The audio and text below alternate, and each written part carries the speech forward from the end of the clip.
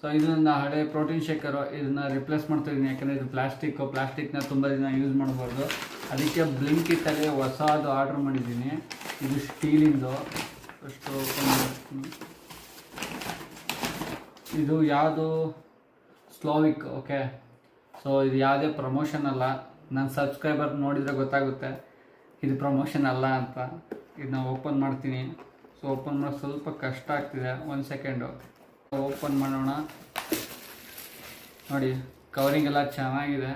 So ಬ್ಲಿಂಕಿಟಲ್ಲಿ order ಮಾಡಿದ್ದು. Actually ಬ್ಲಿಂಕಿಟಲ್ಲೇ ಕಡಿಮೆ ರೇಟಿಗಿತ್ತು, ಅದು ಹೆಂಗೋ ನನಗೂ ಗೊತ್ತಿಲ್ಲ. ಅಮೆಝಾನು, ಫ್ಲಿಪ್ಕಾರ್ಟಲ್ಲೇ ಕಾಸ್ಟ್ಲಿ ಇತ್ತು, ಬ್ಲಿಂಕಿಟಲ್ಲೇ ಕಡಿಮೆ ಇತ್ತು. ಸೊ ಅದಕ್ಕೆ ಆರ್ಡ್ರ್ ಮಾಡಿದೆ. ನೋಡಿ, ಇದು ಹೊಸದು ಪ್ರೋಟೀನ್ ಶೇಕರ್. ಚೆನ್ನಾಗಿದೆ, ಪ್ರೀಮಿಯಮ್ ಆಗಿ. ಸೊ ಹ್ಯಾಂಡ್ಲಿಂಗ್ ಮಾಡೋಕ್ಕೆ ಚೆನ್ನಾಗಿ ಕೊಟ್ಟಿದ್ದಾರೆ. ನೋಡೋಣ, ಓಪನ್ ಮಾಡೋಣ.